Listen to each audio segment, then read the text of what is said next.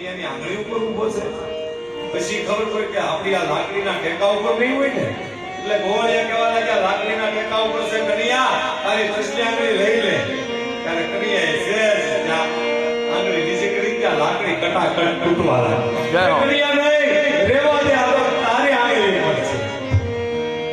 ગોવાળિયા અહોરની શાસ કન્યાનું રટણ કરે અને કહેવાય ગોવર્ધન નાથનું પૂજન કર્યું. ઇન્દ્રનું ભીમું નહીં, ઇન્દ્રએ 12 મેઘ ભાંગા કર્યા અને પછી તો ઇન્દ્રએ આજ ગોવર્ધન નાથને પગે લાગવા એવો મારી ભૂલ થઈ ગઈ. અને ગોકુળ ઉપર જે કાંઈ વિપત્તિ હતી એ ભગવાન કૃષ્ણની દયાથી આજ વિપત્તિ ટળી છે.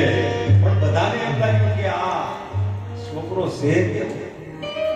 કાળી નાગને નાથે, બકાસુરને મારે, અગાસુરને મારે અને આ ગોવર્ધનને તોડ્યો. આ છોકરો નંદ બાબાની યશોદા લાવ્યા ક્યાં?